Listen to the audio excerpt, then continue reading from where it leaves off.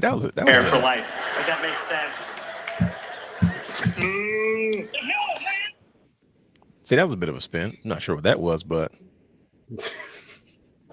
they figured I'd try something different. Now, due to the other silence, everybody's like this quiet hush. First we're trying to figure out what's happening. No, it's okay. Don't be nervous. You guys are paranoid. It's a new year. It is officially 2025. And I must say, Happy New Year. The Wrestling Wrealm Now podcast is here to provide you with much more superior wrestling intellect as we continue these conversations in the world of professional wrestling as we enter another beautiful year. As we say goodbye to the Kobe year, we welcome in 2025, and we are going to do a brief recap of some of our favorite moments in 2024, as well as, does that make any sense? As well as talk about what is to come in 2025. So much has happened in 2024, but so much more is set to happen in 2025. Not to mention the main event of our show, the purpose that we're here. We are going to discuss, will Netflix lead WWE into its greatest era? We're going to talk about that. We're going to talk about our favorite moments. We're going to have some fun. We are starting the new year off on the right foot. So if you're not familiar with this, trust me, you will be in just a moment. The brothers are paranoid, but nothing new is happening right now. Let's get it.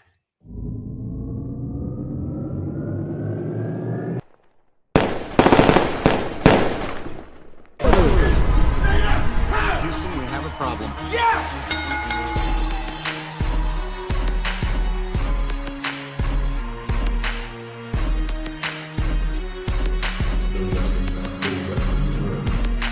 What you gonna do? What you gonna do?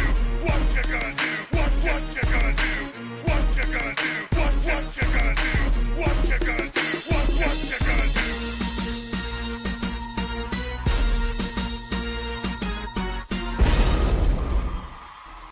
Woo!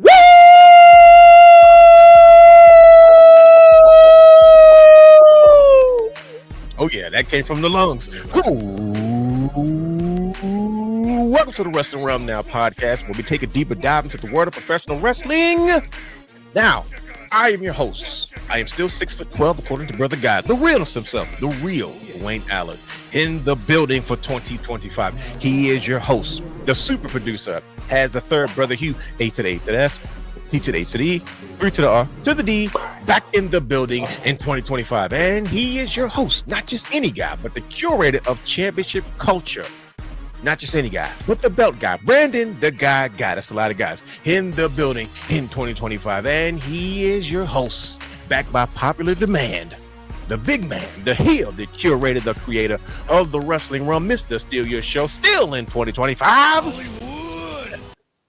Brian H. Waters in the building. Ladies and gentlemen. Jack Dizzle, ladies and gentlemen. The Jack Daddy, still jacked in 2025. We are here and we are back. The Wrestling Wrealm is live and in living color. The first episode of 2025. Yes, it is January 1st, and we are starting the year off in a proper fashion, in true Wrestling Wrealm form. But you know what? Just as much as things probably change, a lot of things stay the same. So if you're not familiar with what we do, when you hear this, you know what time it is.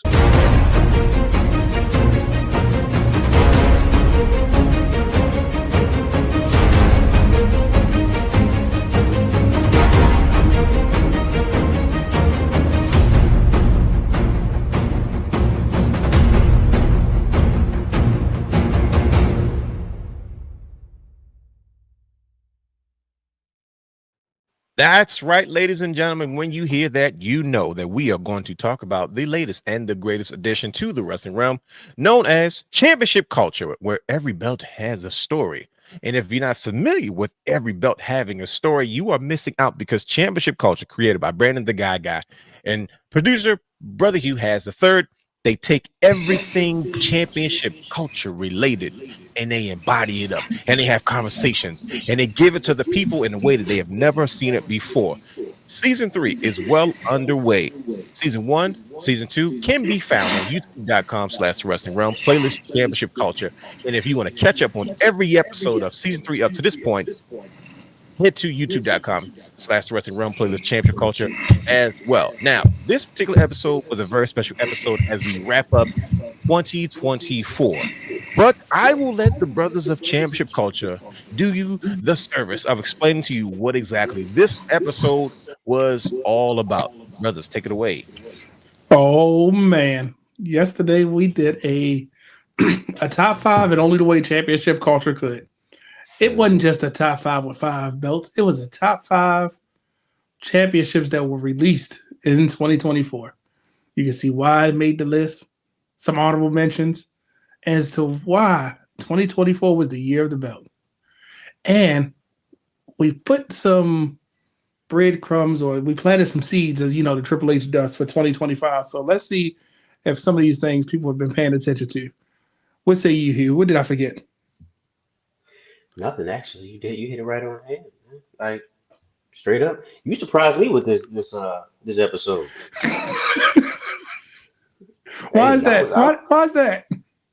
I was at home chilling, watching some Batman, and then next thing you know, hey, I'm gonna do an episode on the top 5 belts. Okay, belt. You get that? I have a quick question. Sorry. Can I ask a question real quick? What Batman were you watching, Brother Hugh? We watched Batman versus Robin. You'll be proud of him. He went down a rabbit hole. He's getting there. I know, right? Red Hood. What else? You went a little dark, didn't you? Justice League, yeah. And there was a new one, the Heroes of Justice, which is basically like the new Justice League or whatnot. Okay. A revamp of that. We watched a whole bunch of stuff. Like, man, I found out all types of stuff about all 3 Robins, and I was like, hey, this is a lot to take in. But look, let me say it right now. That guy, Damian, he's the real deal. He's Damian Wayne. That's all I got to say about that. Damian. I can't call him what I want to say on air. He's a little bad baby. That's what he is. The youngest is all bad one. He's had his redemption arc. He's got his redemption arc. He's good. He's good now. He had his redemption arc. I didn't mean to disrupt you, but I just got curious. But go ahead. Continue to have your story. story. We watched Teen Titans too. My bad. We watched Teen Titans too. Okay. So, yeah. Add that to the mix. Justice League versus Teen Titans. He was going down rabbit holes. I was proud of him. I said, "Oh, that's why you were solid." He was like, "Man, we just kept watching next one after next one." Yep. All right. Well, I'm sorry. I didn't mean to interrupt. Continue. Championship call. Latest episode. So we did a top 5 of, I guess, belts that were released. I guess it was kind of fuzzy, but it's like I didn't know what top 5 we were going to talk about. But then when I watched the show, I was like, oh, okay, cool. And usually, if you don't know me by now, you should know that when I can't be a part of the show and I can't disrupt the show through my comments because I'm quite opinionated as a belt guy myself, I have to do what I always do. I take my notes. And as I take my notes, I show up on the show, which is this one, and I explain to the world my particular notes on that said show. So with that being said, ladies and gentlemen, for the first time in 2025, God.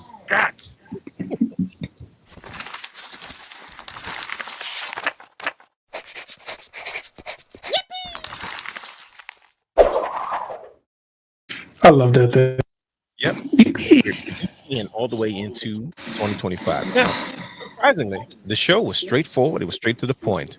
And I only have one major note about that particular show. Brandon, you had no business bringing up those ugly SmackDown Tag Team Championships and try to relate them to the new Tag Team Championship that Triple H beautifully presented to us in 2024. There you have it. Got him. I knew it was coming. He felt hook, line, and sinker. And that was the whole point. I said, I got to mention. I had to figure out a way to mention that. I had to. Ooh, that's all I'm going to say on there. Did it? So I was like, dude, we're not. SmackDown? Say what? The SmackDown tag titles? Yes, I hate it. It's the worst belt. He hates this version. You never heard him talk about how much he hates this version of the belt? He hates this version. I hate it. Oh, it's funny because Money Mike, I just told you about Era, when he was over here yesterday, he was talking about he loved that belt. No. I don't know why. I don't know why he hates this belt so much. Here's the thing. Money Mike, that's his era. He grew up during this space. Okay. I'm not going to talk about nothing that nobody grew up in. You feel me? I'm not going to do that. Right. But you're not going to create that championship to look like my favorite championship. And it was ugly and blue. That's the only belt that had too much blue in it. You know, we talk about the United States championships, right? Mm-hmm. But like I said, no. That was 2024. This is 2025. And with that being said, sometimes it's out with the old and in with the new. You And there's forgot one thing. What's that? You forgot this bad boy right here. You forgot this. Oh my goodness! Dwayne, Yeah, I just knew you. I knew you was gonna bring this up.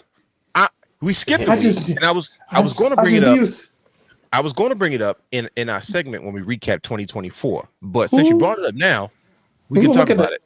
Here, you see You how beautiful this is? You did a holiday unboxing, right? And it Very turns simple. out to be that TNA Championship.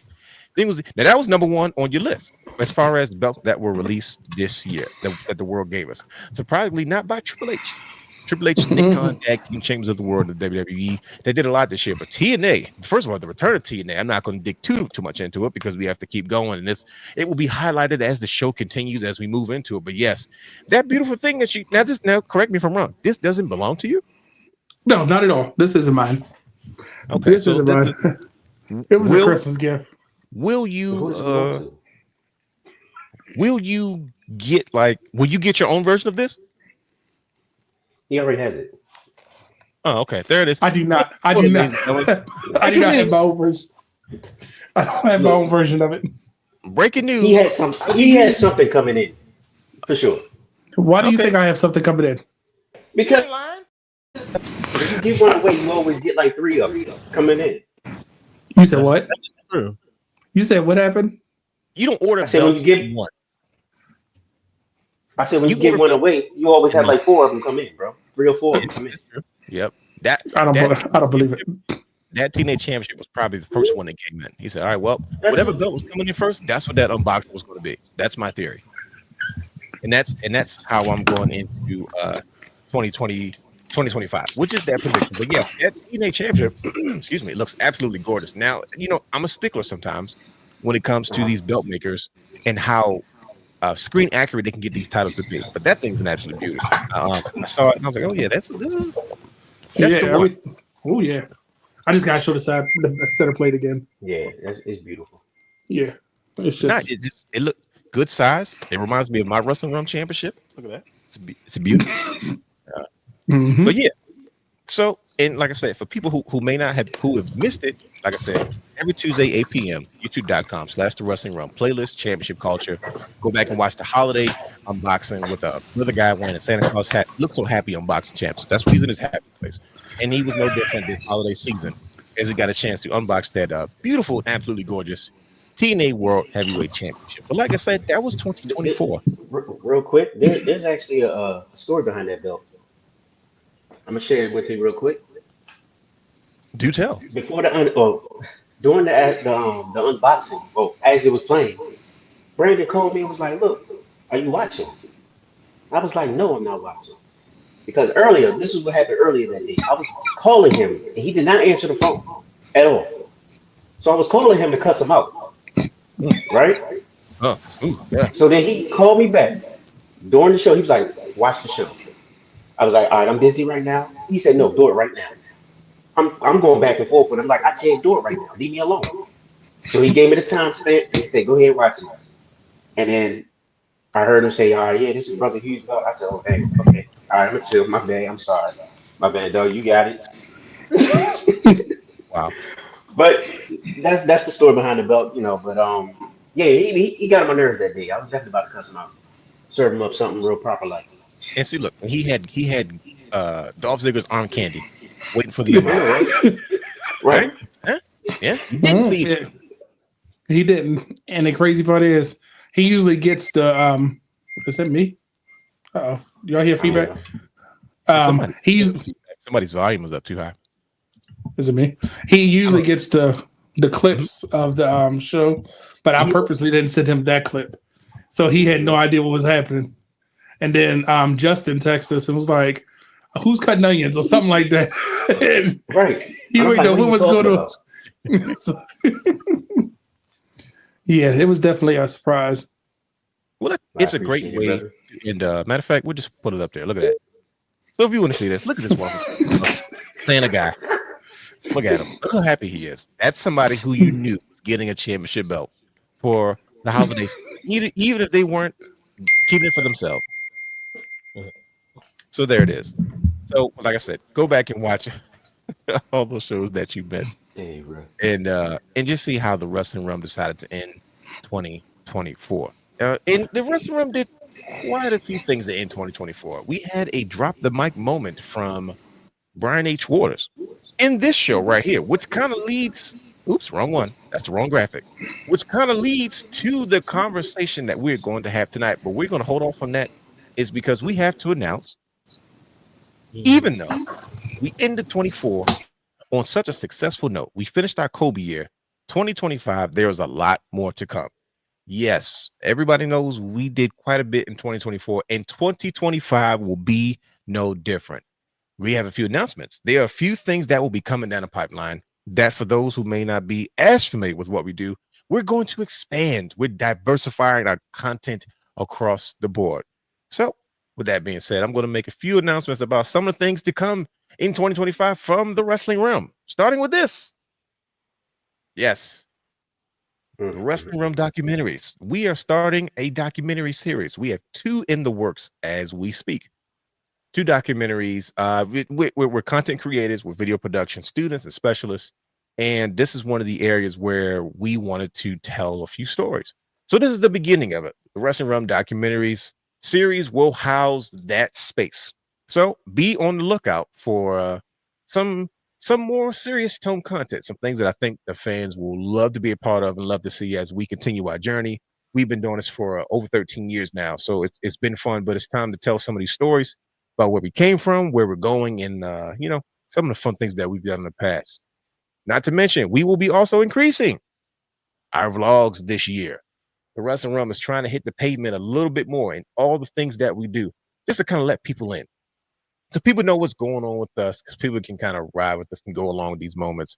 But yes, we are increasing our vlogs going into 2025. So yes, the Wrestling Realm vlogs will be, hopefully, let me see, what's the word I'm looking for? Much more abundant. We gonna be outside, y'all. That too. So definitely be on the lookout for that, for the more Wrestling Realm vlogs.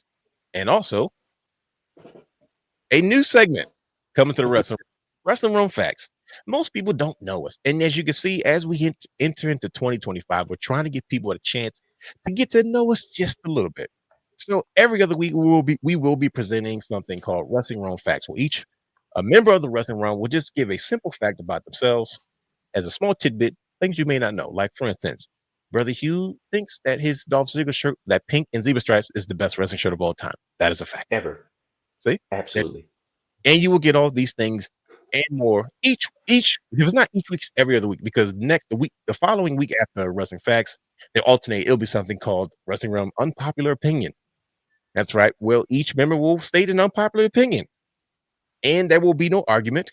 There will be no back and forth. You just have to sit there and deal with it. For example, I think CM Punk's AEW t-shirt is better than his WWE t-shirt. Nope, you can't argue with me. Just around popular opinion. That's what it is. So yes.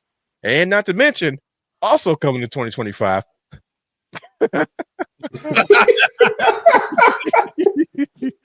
Who wants to roll the dice if this is actually going to happen or not? Realness Reacts. I think we'll be debuting in 2025. I think I can. I can't say when, and I can't say how. I can't say where. But if you look on my face in this graph, that's me still trying to figure it out. But I do believe that 2025 is going to be the year where we finally get Realness Reacts. I'll be unhinged. I'll be uncivilized. And this is no longer exclusively on Patreon. It will be on the YouTube channel. So this is an older graphic, which shows you how long ago I put this thing together. So there you have it. We just want to give everybody a quick update on some of the things that are coming in 2025 and probably a few more things here and there. But let us get this train rolling. Let us continue to start the first day of 2025 off with a bang. We still got our good friend and co-host LA Knight with us. LA Knight, are you still with us in 2025, brother?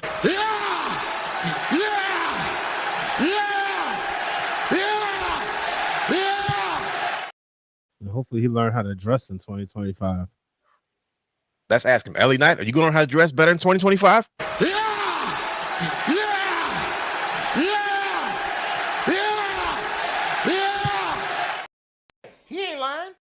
Okay, we have confirmation. LA Knight will dress better in 2025. Brothers, I think it is time for us to start the show. Apollo Creed, Rocky Balboa, help us out. Want to ring the bell? Ding, ding.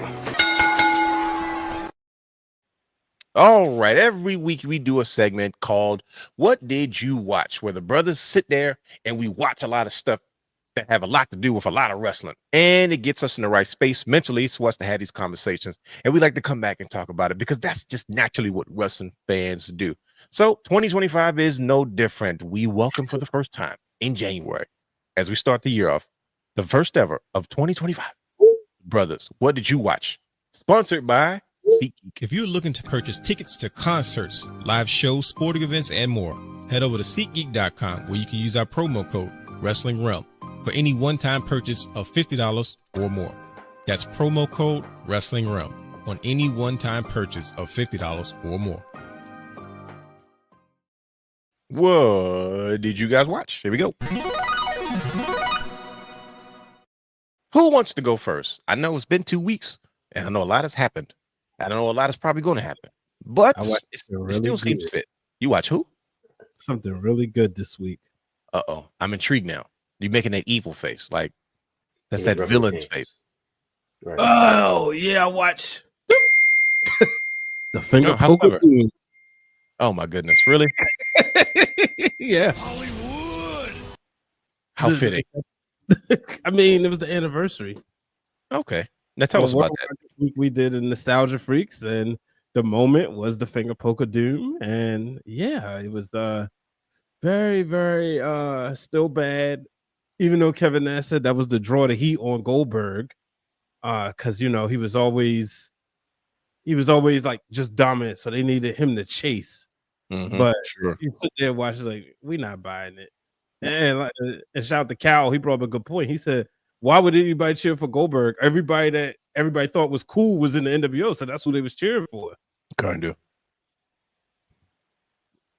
So yeah, but that's what I watched. I always watch, like last week it was Starrcade though. We was off 2 weeks. So that's Starrcade 98, which is as bad as WCW would get. To me, I really enjoyed it. It's a very nostalgic thing for me to go back and watch. The DDP and Giant match was fun. That's when DDP hit the diamond variation of the diamond cutter. I want to say it wasn't Lee Marshall. What was the other? I can't think of his name. Mike Tenay. He just does an excellent call on that when he's like, he's got this new variation of the diamond cutter. He's telling the story, but we don't know what it is. So then, boom, when he say that's that variation he's talking about. So, I think a lot of things with WCW is a lot of the commentary is underrated. It's easy to talk about how bad it was, and obviously when they started bringing in that idiot Mike Madden, that was a whole different ball game. You don't like Mark Madsen? Mark Madden, no, not at all. And he got worse. He people talk about Russo. He's worse, like far as like internet commentary. But before that, I mean, you talking about legends having Tony Schiavone and Bobby the Brain Heenan. That's an underrated duo. I don't need Tony Schiavone necessarily in 2024. It's it was one thing when he came back because it was very nostalgic. And it's like, oh man, Tony Schiavone's back at wrestling. This is cool. Now it's like, I think I'm good on that. Wow. So you just don't like Tony Schiavone? No, that's cool. That's what I heard. That's exactly what I heard. I mean, a little bit. It's just that's cool. Excalibur. I prefer him. No, and he's racist. No, I haven't forgotten. I have not forgotten anything. Brother Hugh. Golly. See, there you go. Now take your comment back. I'll take it back. I'll sit here and watch this thing on Netflix. What did you just do, Brandon? Was that a smile? Did you just show like he just straight like that's what the kids do at the zoo when they go past the giraffe. He's like, he just did that randomly. I'm sorry. Go ahead. Hey yo, I didn't see that. I guess I ain't watched the Well, I know I didn't watch much of AEW, but David Hall in the comments said Julia Hart says Jamie Hayter need to water her chest like a plant and give it plenty of sunlight. Oop, that's crazy. Nice. That's not good at all. That's not nice. But Wichita had some bars though. Who's that? The world champion, Mariah May. I like her. Okay.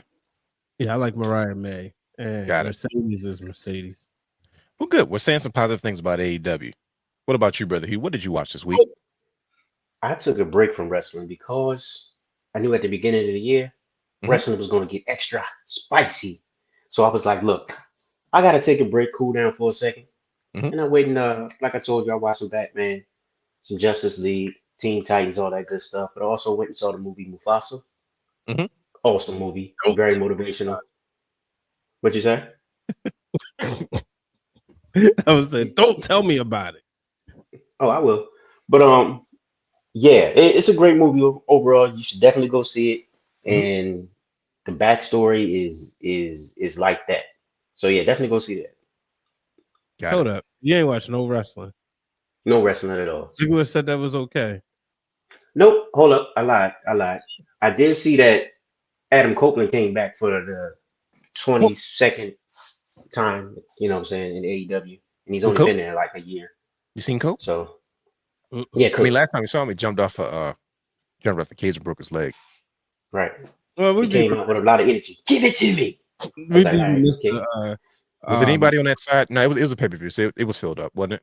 Yeah, that was pay-per-view. Because they fill up random pay-per-views. TV, he goes to that side and he knows there's nobody over there. Right. But we'd be remiss to recognize his trainer who passed away yesterday, Sweet Daddy. Who? Sweet Daddy Seeker? Oh yeah, he Oh my did. goodness. Sweet A Daddy, legend yeah. in Canada. I didn't know Yeah. that. Yeah, he died in 91. Yeah, he trained him and Christian and a couple other people, right? Oh my gosh. Sweet Daddy Seeker was a pioneer. If I'd have known that, I'd have did a 10-bell salute. So Yeah. He I think he just passed today. Was it yesterday? it was yesterday. Oh, Yeah, shoot. yeah. Okay. I thought it was Hit today. the waves today. Okay.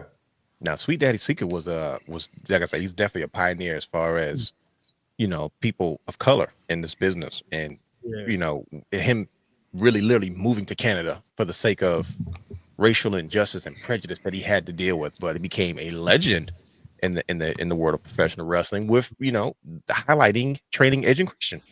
So definitely my condolences and heartfelt prayers go out to the family of Sweet Daddy Seeker and all those who were trained by him and affected by him, his loved ones, and so forth. So yes, brother, what did you watch this week, sir? So the one thing I watched, and I'm gonna breeze over real quick because the pay-per-view I would have gave it an 8 out of 10, but because of the last match, Here it goes. And the last match was so bad. The whole match was like, okay, I get it, we got something. And then it was like, this is how we end it, just to have FTR come back for that 49th time, for Coke to come back for his 50th time. I was like, this did not have to happen. Because you had so much, and I want to say star power, but they haven't. Tony Khan hasn't given us the star power that they deserve in that match, so it was kind of like a letdown for me. Then I went down a X Division rabbit hole because I wanted to pick myself back up from that sad pay-per-view, and That's I bad. stumbled. That's what you have to do. Yeah, I stumbled across a hidden gem, and I should have put it in the group message. But if you go back to 2014, you don't even recognize Sonata. He was in. I totally forgot he was in TNA. Oh my goodness! Samoa How Joe, did you forget he was in TNA? because he had blonde hair. He looked totally different. He had like red orange hair. He had the blue outfit, blue pants. It- That's when I first discovered Seiya Sonata. Yeah, but I'm it because how he was presented in New Japan recently. He's like a whole different person, and that's why I was like, "Dang, I totally forgot about this time." And it was like low key with his 15 resurgence, but Samoa Joe was still there. But the match that really got me. You don't remember him in wrestling with AJ Styles when he was trying to get the Teenage Stink? They had they had a partnership with at the time. That's always funny. That was now see. Wrestle One. Now see, I don't remember because I didn't watch a lot of Wrestle One. Remember?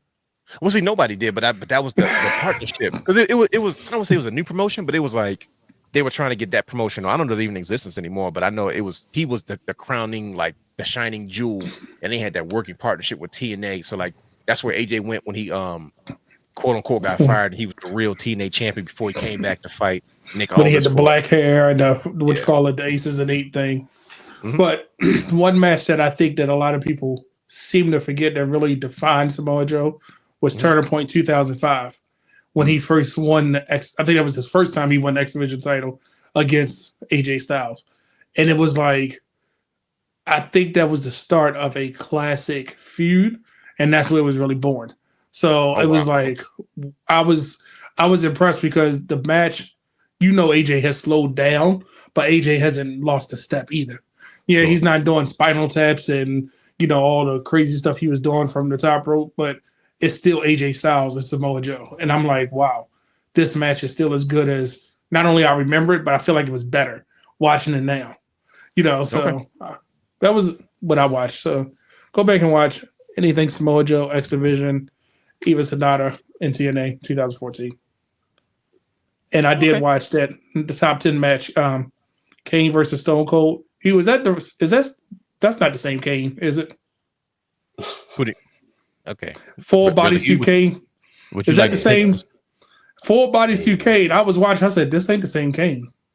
Who was that in the full bodysuit WWE champion? Okay. So that was Glenn Jacobs. That's right. You guys like what I did there? Because full bodysuit Kane moved different than one sleeve Kane. He ain't lying. That's true. That is. And I'll tell you this: if you in Hollywood, you ain't warned us.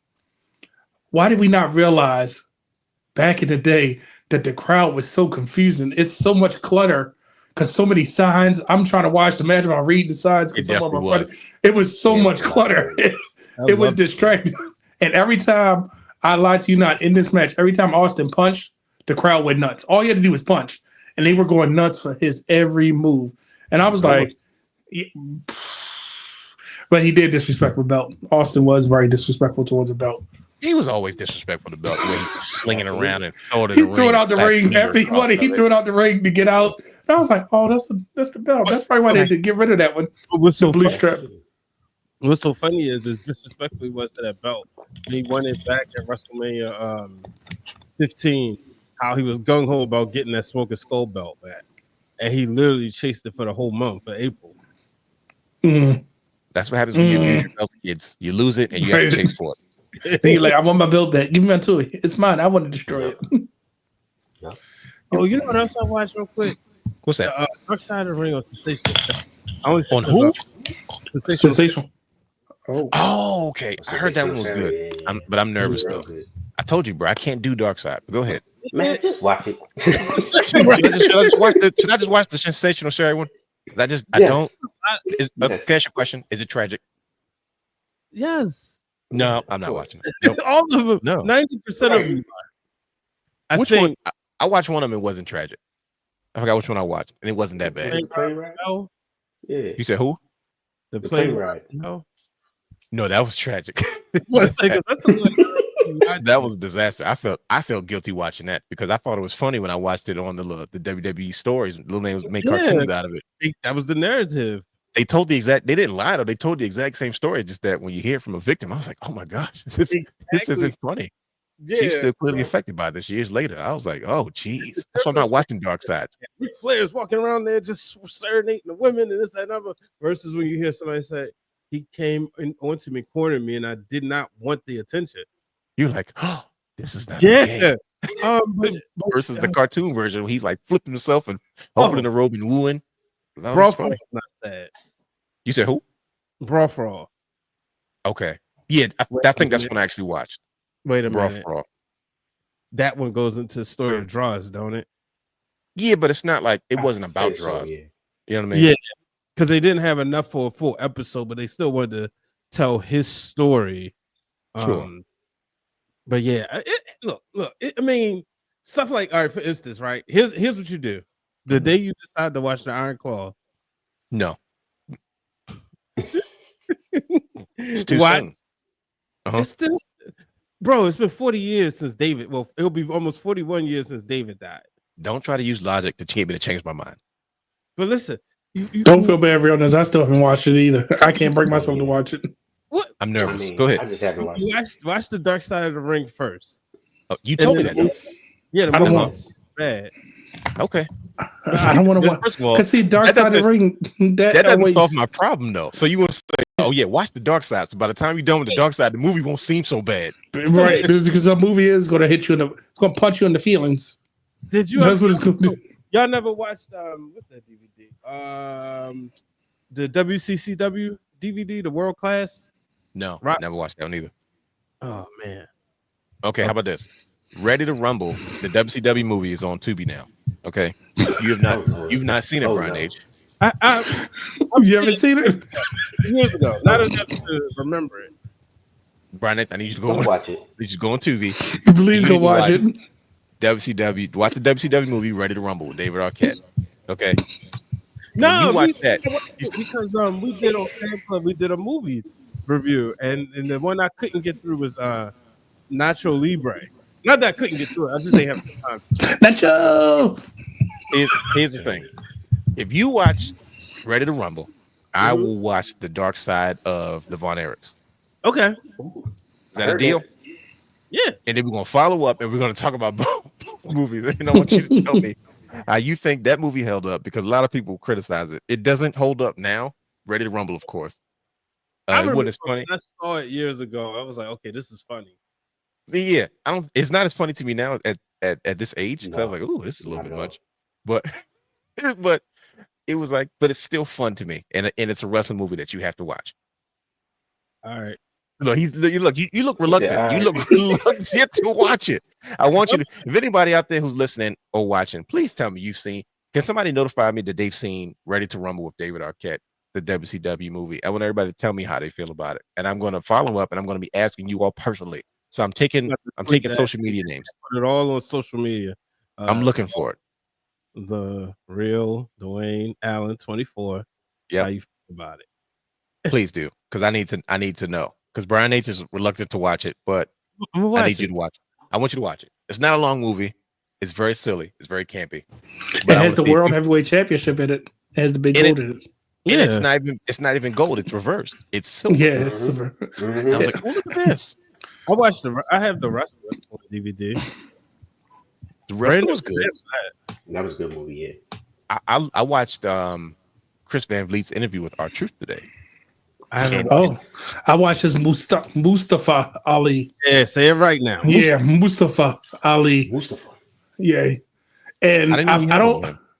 But I have more of respect. I respect him anyway. But now I have a newfound respect for him. The stuff that he went through, and then he even said it wasn't the crowd made him change his name because they couldn't pronounce it. So he was like, he knew it was coming, and he said, "Yep, you're known as Ali now." It wasn't a Vince McMahon trying to get rid of him. It was the crowd was chanting it wrong, and he was like, "Oh, okay." So, of course, you liked it. He's the longest reigning X Division record-breaking holder person now in TNA. So there's a bias there. I know it is. And he helped Earl Hebner get some redemption. So I was like, that was pretty cool. He told that story. You really think Earl Hebner's going to get any type of redemption in 2025? No, he did in 24 with the whole. You didn't see what he did for the X Division when they was having Mike Bailey, did you? Nope. Okay. Nope. I don't want to ruin it for you. Just go back and watch it. He actually said how he built up to the story, and he helped get him that it was a thing like, hey, why not? So I might watch it. I might get TNA Plus. I think I might do that in 2025. It's only $9.99. So, but then again, my dog Rhino was finishing up with TNA, so maybe I'll see him. Hopefully, he gets a Legends deal. And you know me, right? To get updated action figures. That's all I'm worried about. Everything else is for the birds. But he'll be at House of Glory recently. But we're in 2025, and we got to talk about 2024. It's because we're going to finish the show talking about Raw being on Netflix, the content that's on Netflix already, where we're headed, what we expect. That's going to be the fun part. And we're going to answer the $1 million question of, will Netflix lead the WWE to its greatest era? We're going to respond live on the air to a mic dropping video that Brian H did on the latest episode of Break It Down, Brian H, Keeping It 100, where he addressed that this era, the Paul Levesque era, will be greater than the Attitude Era. And that was quite a doozy. And we're going to take a look at a clip of that, and we're going to discuss that. And we got to figure out, like, hey, is this going to be the thing to take WWE further than it's ever been? And of course, we're the Wrestling Realm. So who else could be more intelligent to have this conversation? That is us. But brothers, we had a crazy 2024. As Championship Culture brothers will say, it's the year of the belt. You know what I mean? We had a lot going down. So as we wrap this up, as we move forward, let's talk about some of our favorite moments of 2024 before we discuss the future and what's coming in 2025. Who wants to freaking go first? 2024, brother guy, talk to the people. Tell us about some of your favorite moments in 2024. Spoiler alert. Spoiler alert. But I will say sometimes when we get to these lists, we forget about what happened earlier in the year. And I'm going to just say it's always January. We never remember January, February. Yep. But my moment, one of my favorite moments from the year, I keep going back to January, that whole week long of revealing the new belts. Something about that 12 o'clock time. Scott D'Amore basically said, oh, yeah, TNA is back. And guess what? Remember, I was excited. I said, oh, we get new titles. And that whole reveal of every day going, and they kind of did the women's tag titles kind of bad, but we got them eventually. But seeing the new belts being revealed in all those promo videos and happening at 12 o'clock every day, looking at social media, that to me was one of those moments that stood out because that's how you do a belt reveal to engage everybody. Didn't have to be on the show because now Triple H has kind of, I hate to say, ruined it for us. All we got to do is see a podium. We're getting a new belt. TNA did something different. Yeah. So that's what I liked about it. And that was one of them. Okay. What about you, Brother Hugh? Let's just spitball. Go ahead. What was one of your favorite moments in 2024? Y'all already know. Oh, my God. Does it have to do with anybody with the last name that rhymes with Snigner? Absolutely, actually. Or Zemeth? Actually. If you didn't know, I'm the guy that single-handedly convinced my best friend, Mr. Nick Ninner, to go back to the white boots, bring him back. And guess what happened?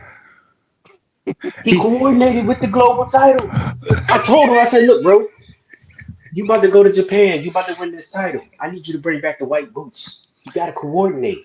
He definitely looked like he was thinking about it. He was like, he was reluctant at first. And then he was like, you're right. You're right, my guy. I'm going to do it. And he did it, and he brought the championship home.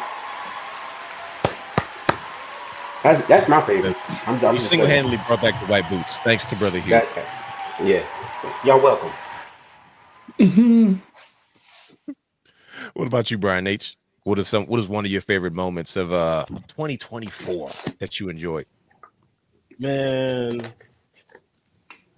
I have to say, watching The Rock and Roman Reigns after a Bloodline Rules match with Solo and Seth Rollins on Monday Night Raw in Brooklyn, watching them whip Cody Rhodes and Seth Rollins on the Go Home show for WrestleMania 40. That's why you froze to death that night too. How about that? Mm-hmm. I didn't freeze at Raw.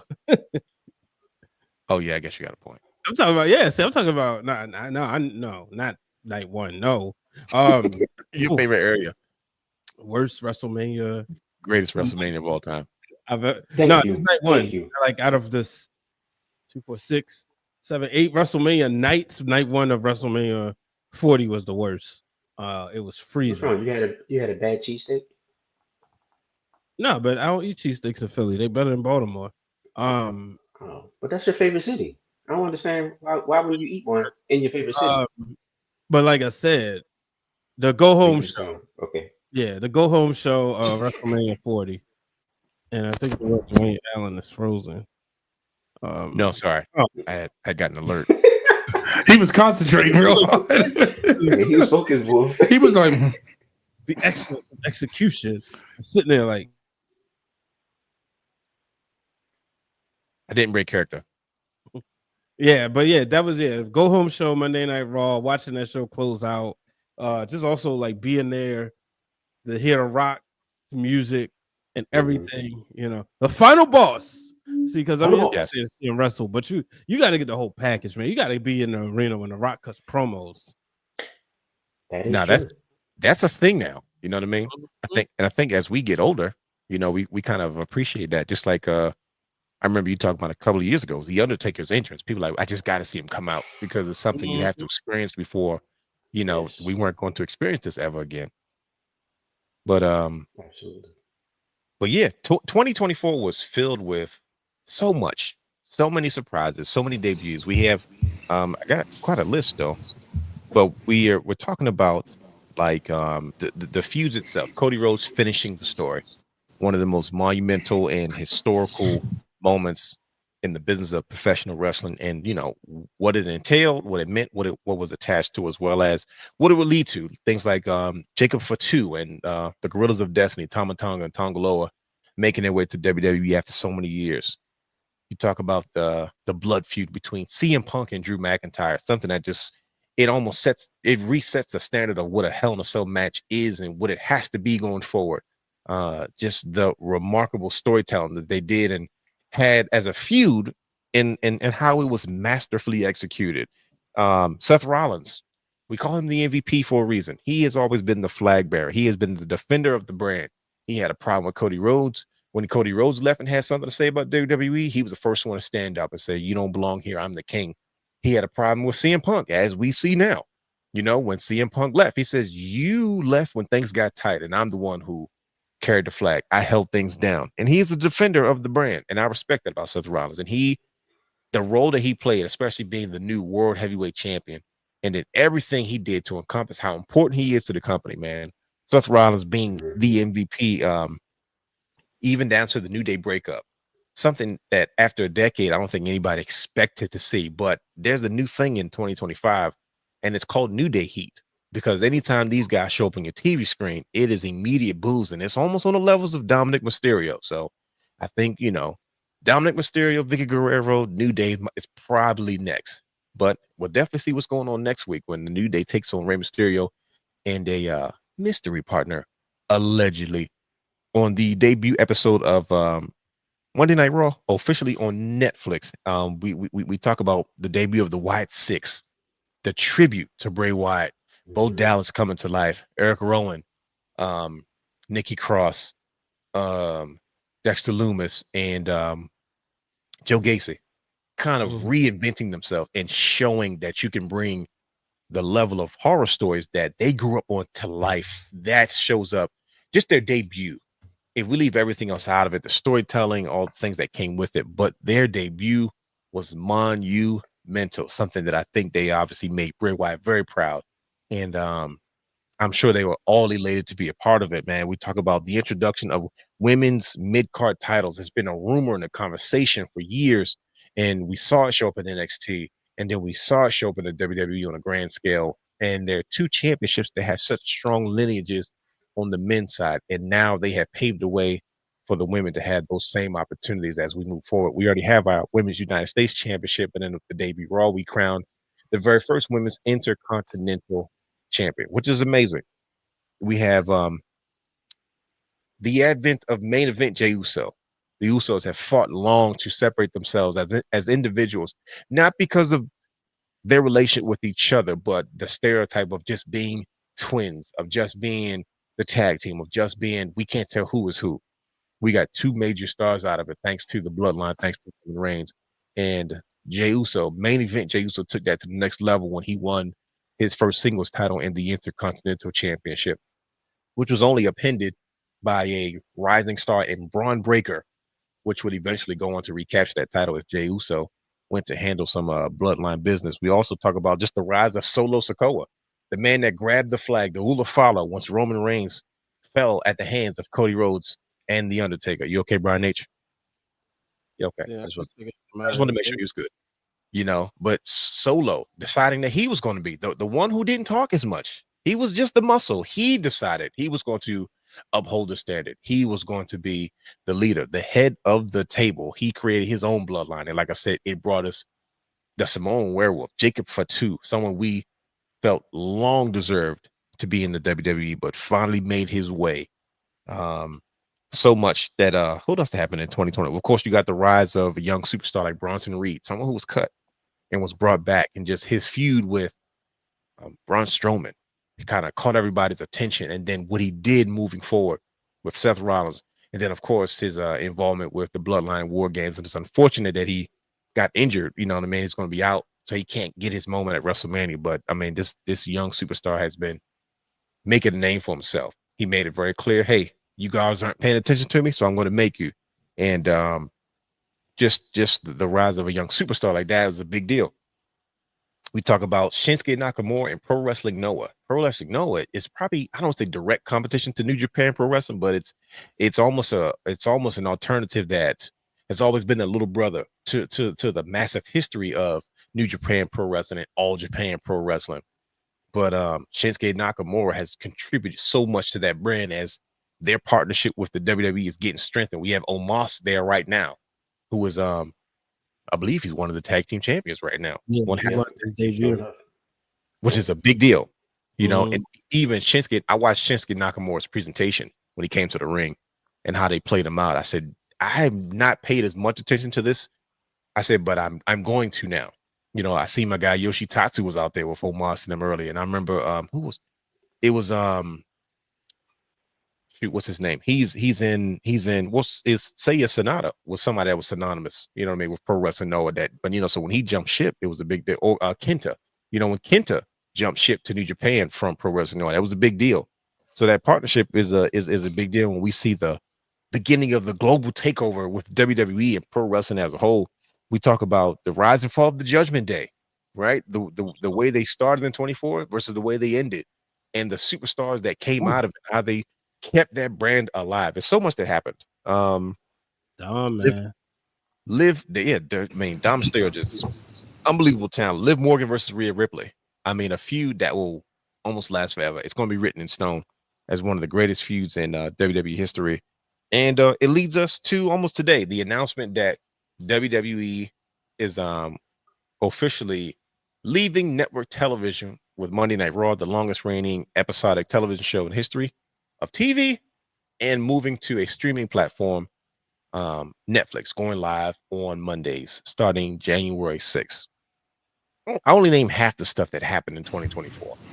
You forgot one major thing. One major thing. TNA. No. Sting WWE retiring in AEW. No. WWE Daniel Bryan winning the AEW championship. I got plenty. Swerve and Hangman Page burning people's houses down. Well, no, we're not going to talk about that murder on TV where they almost killed each other because we don't know what he injected on them. I'm talking about WWE's presence in the international audience. Yes, the PLEs, the freaking I don't know, like, what do we call it? The global tour of PLEs, because especially Backlash. Ooh, buddy, they had a point to prove or something, but it seemed like they said, we're going to go in all these global markets and we're going to break records and shatter ceilings and blow the roof off these places for these, you know, I don't want to call them B-level pay-per-views, what we used to see them as, but they found a way to really attack the global audience this year. And I'm assuming it's probably going to be the same thing in 2025, but just the first time that it happened in this year, whew, you're absolutely right, brother guy. That is a major piece. Now, with all that being said, we didn't have time to do a recap of 2024 because that would have been a completely different show. Brian Nash decided he was going to end the year with a bang. He decided, let me take a stab at it. And he decided to address something that has been swirling around, something that's been thrown around, especially since Triple H had the Netflix presser when he mentioned that the Attitude Era was something like we caught lightning in a bottle. It was what we needed at the time, right? But he also said that this era is probably going to be greater than that, is because we can actually sustain what we're doing now. Now, what he alluded to was that, hey, the stuff we did in the Attitude Era was only going to last but for so long, is because it was a moment in time when society was one way. Things weren't changing. This is where it was. This is where it was going. But they knew it couldn't stay that way forever. Superstars would change. Guys would get older. Things would have to evolve. But Triple H has pretty much made it clear, like, hey, what we're doing now, we can keep doing this forever. You know, this isn't something that's a moment in time. And it sparked a conversation that Brian Nash decided to do his episode, the last episode of Break It Down with Brian Nash, Keep It 100 in 2024 on youtube.com/Wrestling Wrealm. Let's take a clip.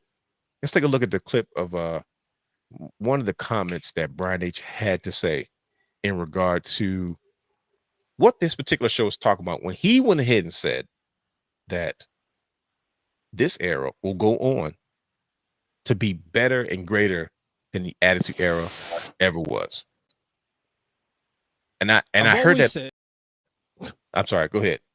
Oh, my fault. Go. No, you're good. No, that's I was ready to ask you which one did you want to play first, but go ahead. You got it. I'll just play this one. I've always said that I'm glad that during the Attitude Era, there was a lot of kayfabe in professional wrestling for me. There was a lot of stuff I didn't know. I didn't know about the message boards. And I love that for me. But with that being said, there's no era like the present. Now, the reason why I have to say that this era is better, here's why. You think about the money that's being made. They are printing money, but it's also bigger deals. The biggest thing when I think about the reason why this era is better, long-term stability. Well, god dang, Brian H. Let's just start there. Let's talk about this, sir. What were you thinking? What prompted you to have this conversation with the people? Why is this something that you felt you needed to say? Because I'm gonna tell you right now, my feelings are hurt. And I'm gonna tell you why publicly, so everybody hears it. I want to argue, but I'm not going to argue based off my feelings. That's just dumb. Nobody cares about me or what I feel. I'm looking for the facts. What can I say? Like, what can I tangibly use to say, wait a minute, this isn't true? And when you bring up the financial aspect of the conversation, I said, bro, that puts me in a pickle. It puts me in quite the doozy, because I'm like, oh, shoot.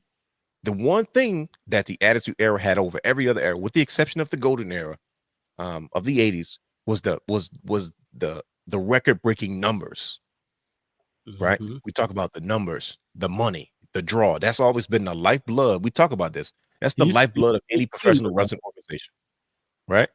You used to always say, hey, man, Brian H., how you feel that Stone Cold got better numbers than your boy Hulk Hogan? Broke all Hogan's records financially, and t-shirt sales and records and stuff like that. That was the one thing we had. This era is already broken half them records and is on their way to breaking the rest of them in the next year. We're not talking about eventually. We're talking about now, as in the Wrestling Wrealm podcast now.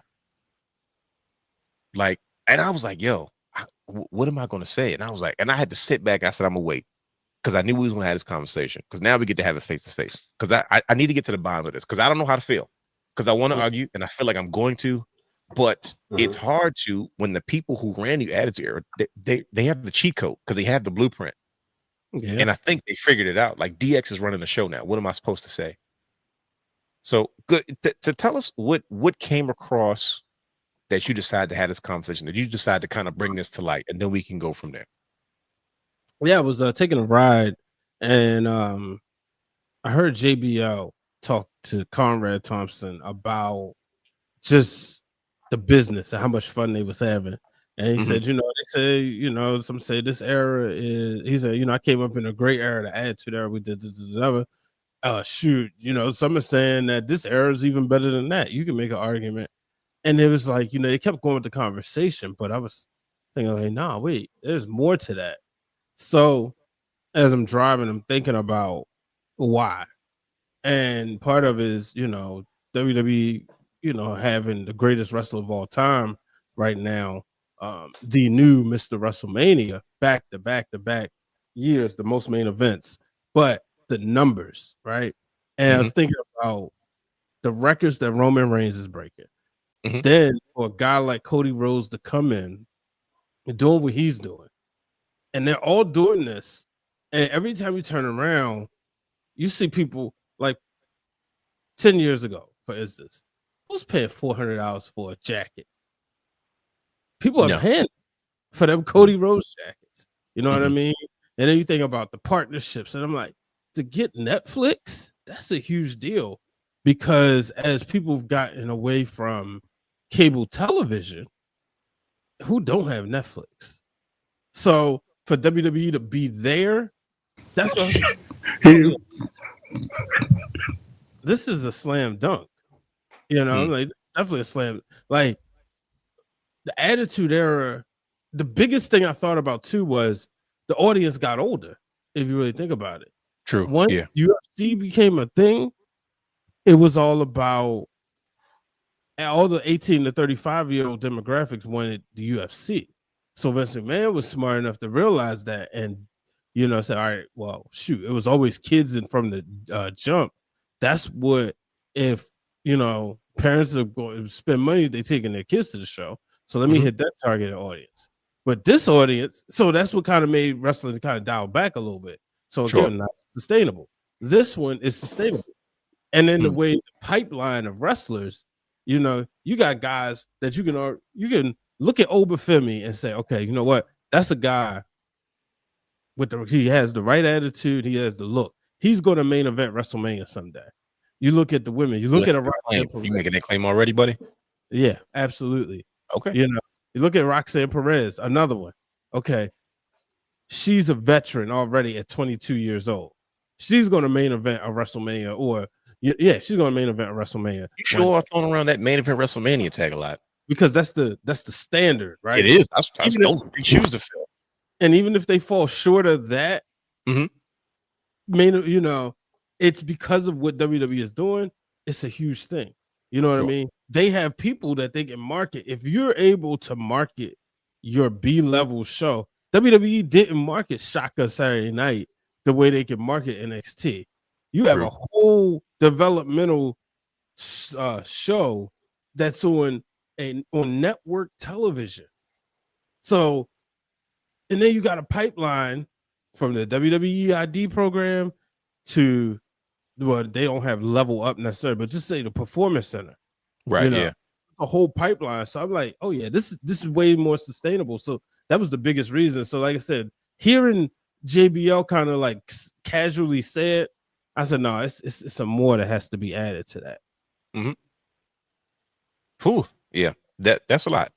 Now, I think the biggest thing is when you talk about sustainability, that is always what's, to me, it's been the struggle of the wrestling industry forever, right? There's highs, there's lows, there's ups, there's downs. But how do you sustain success? Because it's like you have a run, then it cools off. You have a run, then it cools off, because clearly running a wrestling organization is difficult. So with the way they're doing things now, like you said, the pipeline, developmental, recruiting, NIL stuff, all that stuff, you're convinced that now they've got the blueprint. Now Vince McMahon had it wrong for 60 years, 50 years, however long he's been running the show on his own. And that this is what's going to maintain the level of popularity forever or going forward, which is probably going to, when it's all said and done, prove that this era has been more popular than the Attitude Era. That's what you're telling me. Yeah. Whew, Brother Hugh, how do you feel about this statement? We're Attitude Era kids. And I need a leg to stand on. Like I need something, and I need something factual. I need something I can work with. Because I don't have anything right now. Because I can't, like, just the guys from the era that we're like defending, they only could do it so much. Like they can't get their hit back. It's over. But they're the ones running the show now. And that's the key. What's going on, Brother Hugh? Do you agree with this? Is this where we're headed? Is this going to end up being the Paul Levesque era is going to go down as the most popular talked about era past the Attitude Era? Because there's a chunk of the Attitude Era that we give credit for, and there's a chunk of the Attitude Era that we don't get credit for, right? I'm afraid that what's going to happen is that Attitude Era is going to end up just being all about Austin and Rock.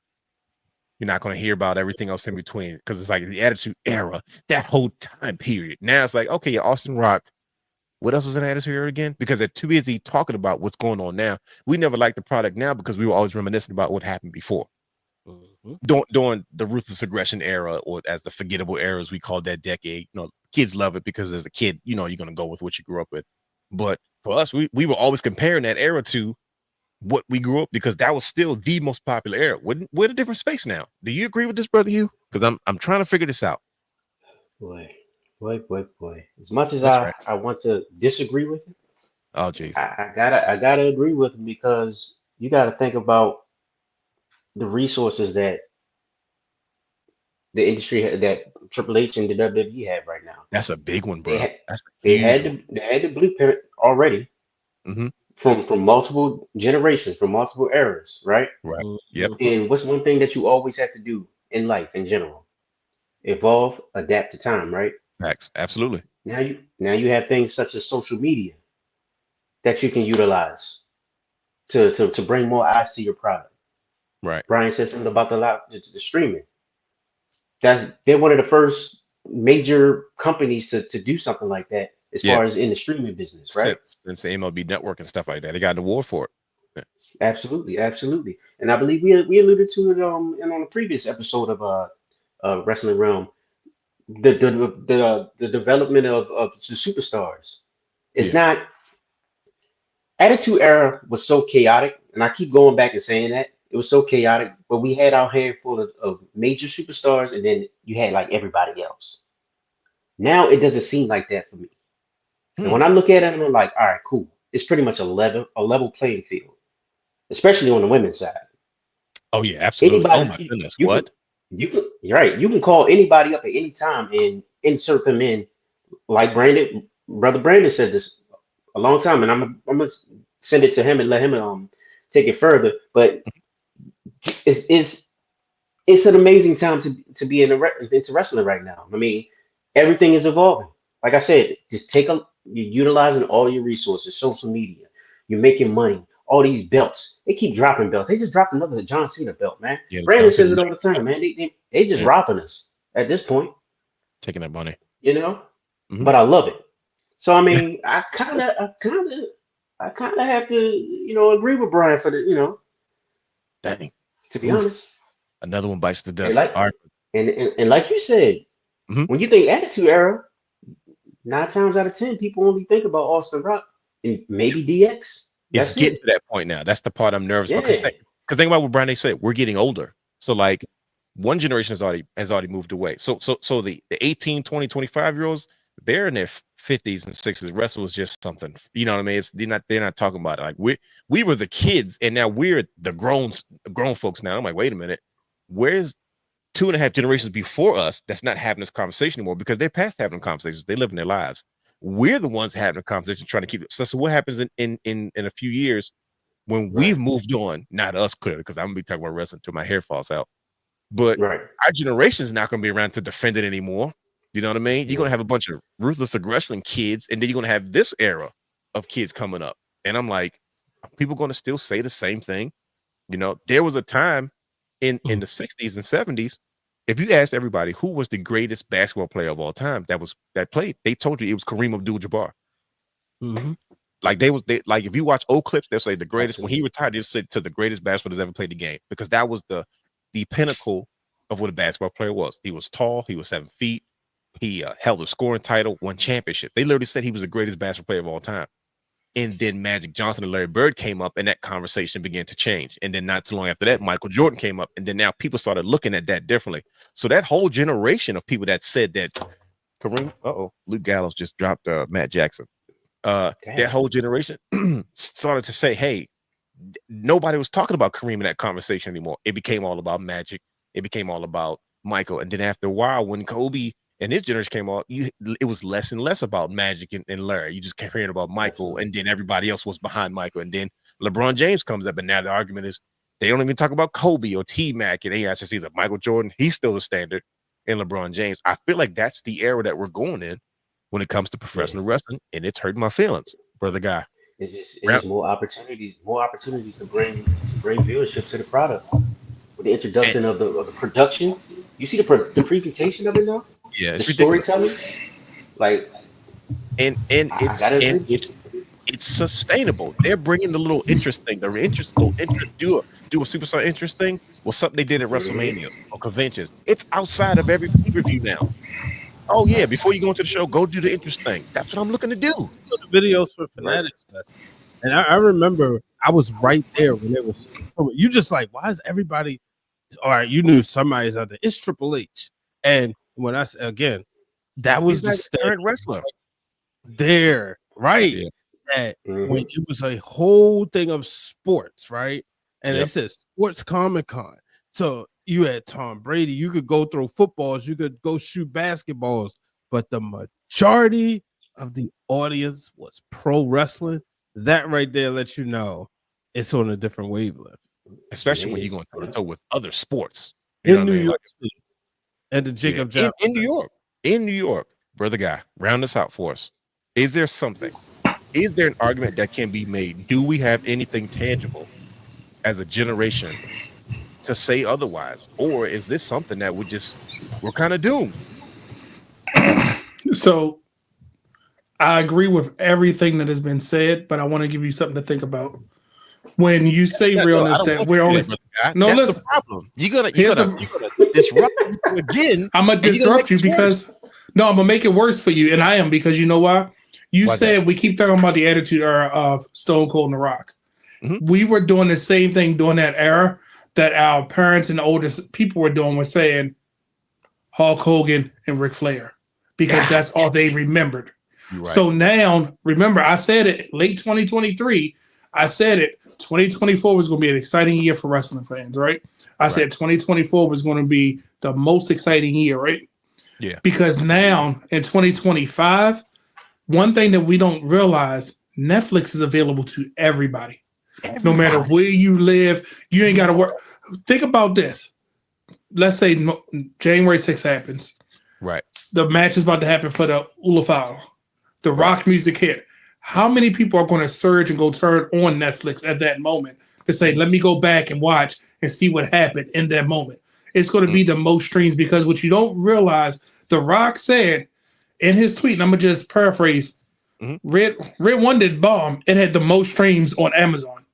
Right. He's looking at those numbers. He's not looking at the going to the box office because we don't consume movies in that way.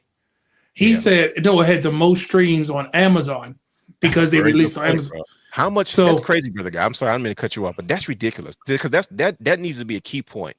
The fact that a big blockbuster megastar, the first thing he talked about was the streams when the movies used to be the lifeblood of Hollywood. That was hey, did you make your money back? Did it flop? And everybody kept saying he's going to come back once that movie flopped. Yeah, he peeked his head in, but he said, oh no, I did good because guess what? That's what they're basing it off of now. The streams. How much available is it to more people now? Because guess what? That movie might not have been in every part of the world, but guess what? Amazon is.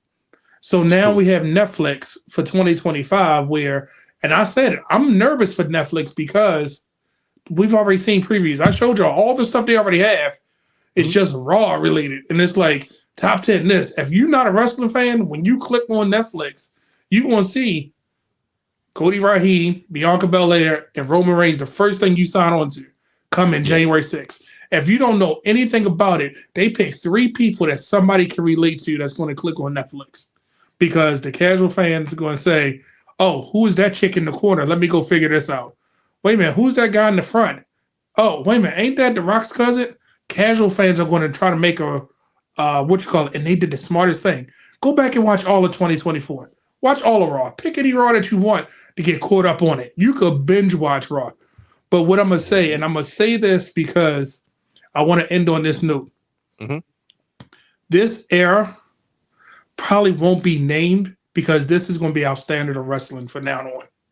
Ooh, because it's going to continue to evolve with the times because Triple H has shown us I have a healthy problem. Somebody get hurt, you don't miss them. You don't. Yeah, you don't even realize the person is gone. Like, let's call it what it is. Not even 5 years ago. Remember, well, what was it, 3 years ago when Cody blew out his pec, right? Everybody was nervous. Oh my gosh, what's going to happen? And he took that jacket off, and everybody was like, ooh, we felt that he was missing. When Seth was missing a Raw here or there, we're like, wait a minute, our guy's gone. Now, Seth could go away for 6 months, and we wouldn't even notice. And then he comes back, and it's like, oh, Seth's here. It's I was going to say, how do we have a feud that lasted almost 6 months?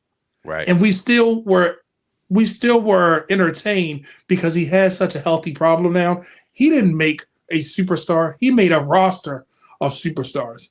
He literally said, no matter if you are a Chad Gable, who is a workhorse, or you are a Cody Rhodes, I'm gonna feature you as needed when I need you. I'm going to give the people what they need that they don't even know that they need. I'm going to give you these moments because it's to the point. It's a healthy problem. Think about it. John Cena was hurt. He came back really fast. Yeah, that's my fault. I heard it too. He was gone and he made that miraculous return. Oh, great. Down on WrestleMania saved. Literally, somebody got hurt and the plan shifted before our eyes and we were okay with it. Whether we were supposed to have Seth Rollins and CM Punk for the World Heavyweight title, we were okay with what we got. It shifted to the point that you're like, oh, this is what we got instead. So it's so good that I think that this is going to be the evolution of what wrestling is, that we saw other companies trying to mimic it, but you can't because Triple H has been planting these seeds and letting them grow throughout 2024. So now, 2025, he's literally ringing the bell. He's in this fight and he's winning the fight leaps and bounds above everything else, because you're not going to tell me that you don't care about wrestling, because it's every person that's on the TV screen. Yeah. You can have somebody that's going to say, I'm tuning in for this. I'm tuning in for that. Every single person. And it's not a cookie cutter of my daughter wants to see this person, or my girlfriend wants to go see this, or Hugh wants to see this person. No, I want to go watch wrestling because it's entertaining. Yes, while I'm there, if I get to sing Seth Rollins' song, cool. But if I don't sing a song, I'm going to yell yeet. If I don't yell yeet, I'm going to put my ones up in the air. It's so much entertaining. It's like you're waiting for these moments and you're enjoying it. Level too. Exactly. It's to the point that you feel like, okay, what's next for me? And that's what WWE is telling us. Like, we got you. Just be on the ride. Think about it. You got people coming from independent scene going straight to the main roster because we know they deserve it, i.e. the Gorillas of Destiny. If it had been 5 years ago, they would have been at NXT and been called something totally different and probably had face paint in a different way. But no, Triple H recognized we're not stupid. Put them in there and certain where they need to be instead of prolonging them.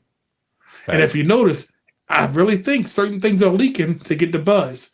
Because if you're paying attention throughout 2024, things were leaking. People were latched onto it. And then guess what? Boom. He shifted and said, that's what you thought he was getting, but I gave you something better. Yeah, like Logan Paul said, I'm retiring. Then he shows up on the presser saying, oh, yeah, I'm number one draft pick to Raw. Right. I was like, he was dead serious. Oh, yeah, I'm retired, dude. I got a kid. I'm ready. And everybody's like, yeah, I'm done. Okay, I'm okay. It's over with. And then he's the first one out there on the presser. I'm like, oh, come on, man. This is what it's coming to. There's a conversation we used to always say about what made the Attitude Era so important. And this is one of the things that Vince Russo used to get a lot of credit for, is because they say he used to make everybody on the card a feud or something that made them seem important. Yep. And it seems like as things progress, we got away from that, right? What you said, brother guy, we got that. You don't know who is. It's not easy to have a 6-month feud off and on and still keep that same hotness and that same steam to the point where it pays off. Just ask Adam Cole and MJF. It didn't work. Let's just call a spade, right? Yeah, it didn't work. You took all the time off. You came back to it and we're like, yeah, we're kind of over this. We're over both of you guys. Adam Cole, you've been out. We care more about your personal life. You breaking up with your real life girlfriend. And MJF, you haven't been relevant since you've been on and off TV for whatever reason. And it's not like a slight to him. He's just not in the what is it? He's not the world champion. He's not the bad guy. What it is. He didn't have that where he could jump out and then jump back in like he thought he could. Yeah, because he can't remember he got hot because he cussed Tony Khan out on TV. And everybody's like, oh, yo, it's insane. He had that amazing promo with CM Punk where he pretty much told him, I looked up to you, and now you're a piece of trash. You know what I mean? I'm better than you. Literally told him to his face. They like me because I'm their scumbag. I'm relating to them. And that's what he was getting over. But it was like, you take him on TV, his heat's gone. Hence why I said that main event sucked, because those 4 people, or those 3, not John Moxley, those 3 guys, I should feel the same way about them as I do about Damian Priest, Jey Uso, and anybody else that's been rotated into a world title picture.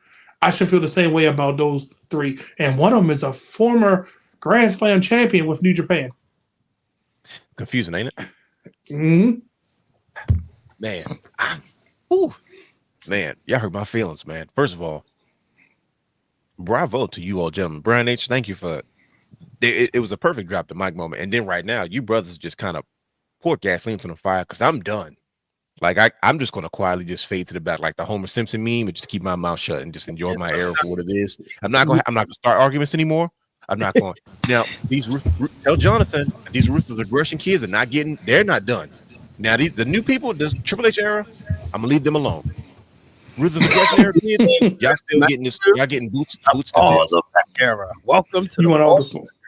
Yeah, like you getting all this. Like I want to smoke all the smoke with you young whippersnappers. But goodness gracious, because even in the attitude, this is what's scaring me, bro. I've Here's the never thing, seen this. For the ruthless aggression babies, Mhm. like the ones that like love the edges and the Batistas. Yeah. If we're to be honest, it's like we all came together now because they're getting old like us, and this current era is the best of both worlds. It's got the hot stories and the good wrestling. That's always their argument. I watched stuff from the Attitude Era, and I can tell you a lot of this stuff stink. I'm like, but y'all didn't have like they wasn't with us shooting in the gym, right? It wasn't like in 2000 something happened on Raw, or and I'm coming in, or in January, yo Hugh, what happened? Or in '99, man, Mankind won the belt last night. You had to see it. Or later in 2000, 2001, Brother Brandon's like, yo, did you see what happened on Raw last night? Man, you had to watch how Jericho did XYZ. You know what I mean? They didn't, if they didn't, they wasn't there to experience that. All it was for the grabs. We didn't talk, we talked about the wrestling, but it was all about that soap opera storyline. Now, you mean to tell me that Roman Reigns and Cody Rhodes had a 2-year story and then went on and only had 2 matches, and both of them was 5-star matches? Because not only did they do it with the promos on the mic, they went and backed it up in the ring. Same thing with Drew McIntyre and Seth Rollins. Same thing with Drew McIntyre and CM Punk. They told the stories back and forth on the mic, and when it came time to lace up the boots, they went in there and told a good story. So it's the best of both worlds. This is ridiculous. I've never seen a day where I've seen this much main event talent start in closed shows at a high level. Like And we got pay-per-view level PLE quality Monday Night Raws and SmackDown. Once again, Raw that used to be a bragging point for us. Like, yo, our Raws used to be some of those Monday Night Raw cards were better than some of the pay-per-views that happened during the Ruthless Aggression era. And he's like, I'm looking at that now. I'm like, bro, we can't say that about this era because that stuff might not hold up anymore. Because I'm looking at it like you're right. 1 minute Jey Uso can main event, the next minute Rhea Ripley, and it's no drop off. There's no drop off. The fans are just into it, or the New Day can come out and have everybody boo them. That is a reaction that is coveted by professional wrestlers that enter the business from the minute they decide I want to be a part of this. The New Day ain't stepped foot in the ring yet, and they get booed out the place. Go ahead, Brian. I was gonna say just one nugget that was put out there. I don't know if a lot of people caught on, but as Raw ended on their final Raw on USA, right? Ended in Alundra Blaze, Medusa. She put out something that her and Bo Nakano was the first women to actually main event Raw. Then there was a segment afterwards. So it doesn't get the credit that Trish and Lita got because they closed the show. And the same thing happened this past Monday. Punk and Rollins closed the show, but the final match was the main event because you could do that with a Lyra Valkyrie and an Io Scott. You can throw them out there and you know they're going to deliver. It's not like no drop off. Yeah, there was no drop off. And people talk about when Austin got injured. Taker said, listen, when Austin went down, we all had to rally together and pull the show together. There's none of that anymore.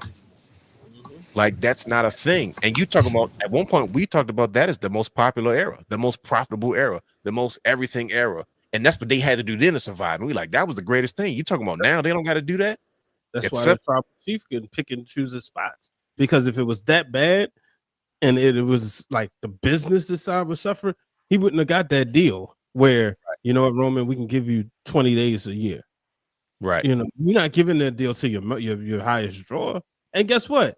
Believe it or not, when he ready to hit politics for real, Cody Rhodes gonna do the same thing. Bro, and somebody else. We did the same thing. How do you go from the bloodline as the bloodline turns the greatest soap opera in pro wrestling history, and then a week later you go right into Kevin Owens, Cody Rhodes, Mhm. and the Winged Eagle sets the world on fire. You know what I mean? And I'm like, what? And then close it with a Rollins Punk. It bingo. It's bro. And that's gonna be the main event of Monday Night WrestleMania. Yeah. And not to mention, we still have a that word of the street is they're treating this Raw like a WrestleMania. So it's probably going to be Monday Night WrestleMania. Yep. So yeah, this is ridiculous. But like I said, first of all, let me say this right now. I don't know anybody on this planet that could have had the level of conversation that we just had. We just set these microphones on freaking fire on some like, this is how you start the goddamn year.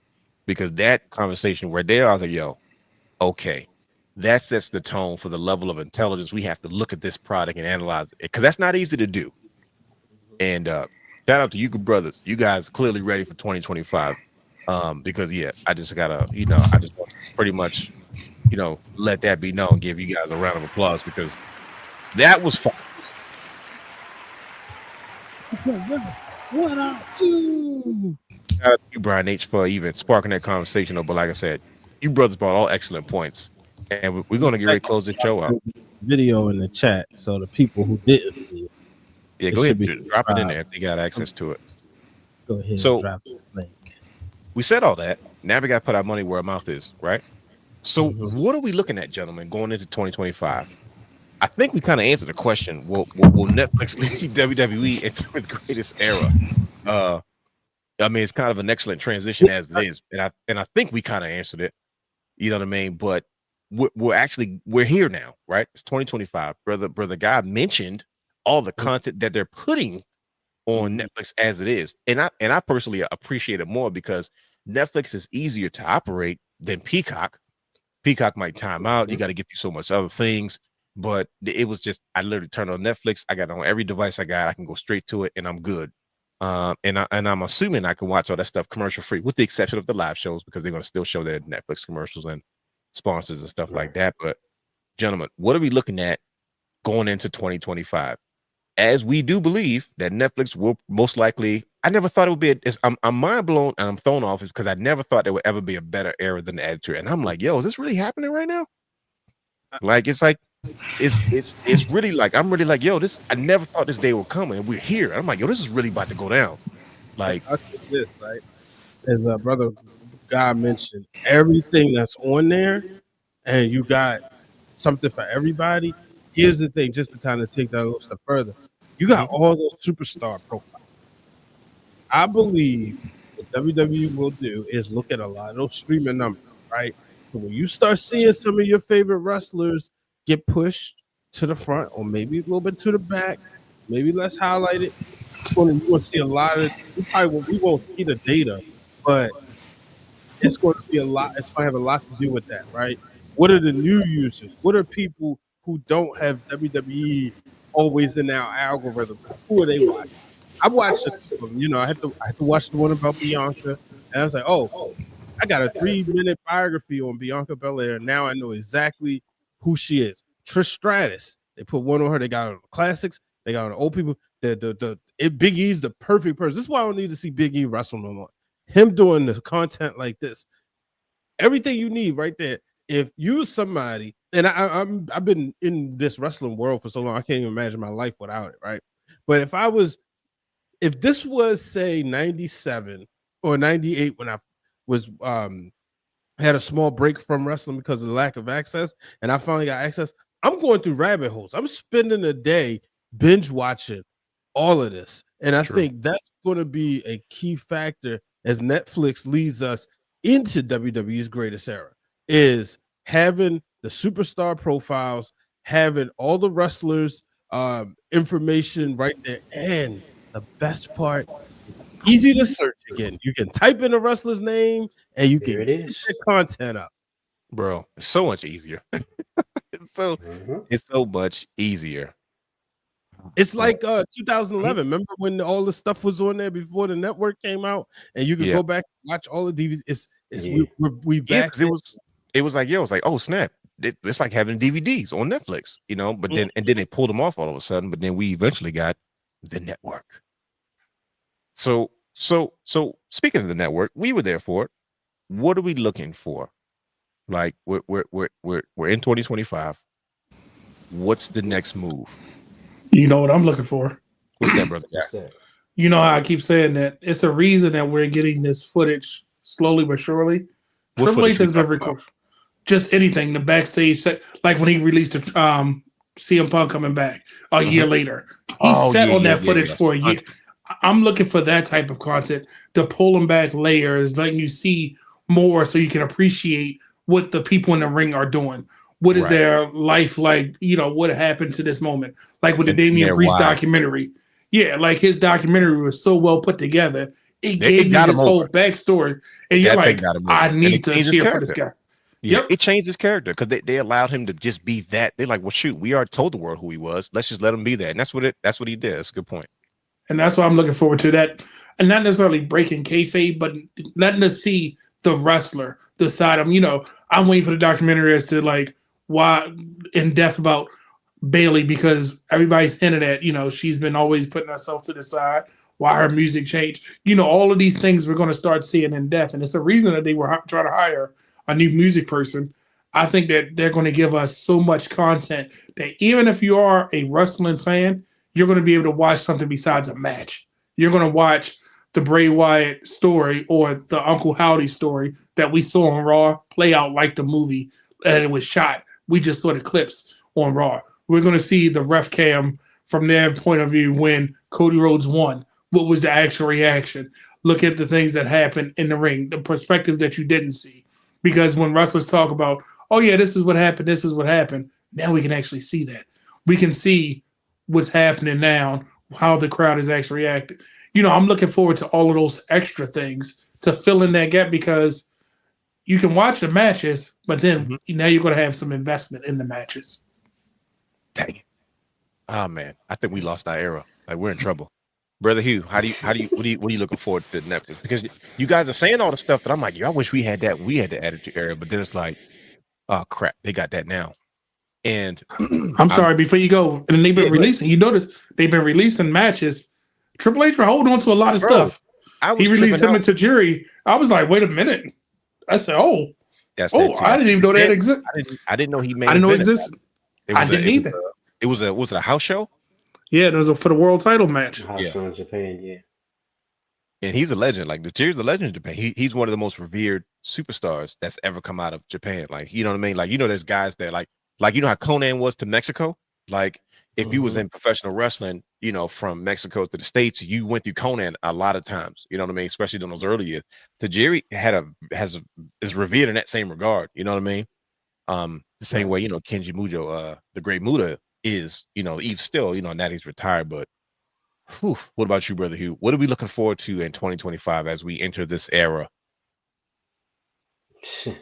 More backstage stories, similar to what Brandon said. Like more ways to get wrestlers over, and someone like myself who's a stickler for the things that happen backstage, the presentation, the production portion of it. I love to see stuff like that. Yeah. All right, so Triple H and Gorilla running the show. The conversations that's going on backstage, the meetings and the interactions between the different superstars when they're not in character, right? Sure. I love seeing stuff like that. But also, as far as the presentation, I mean, I know everybody saw that daggone Beyonce Bowl. That's what they called it. That's what it's right? Yeah. Bruh, if WWE is already on some high quality production presentation type stuff, right?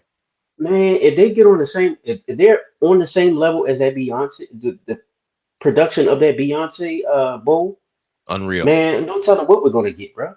Yeah, that was phenomenal. I can't remember one song that she sang. I can't lie, but I watched it because it was there. It was amazing. It was just beautiful, well put together. It was entertaining. And we saw glimpses.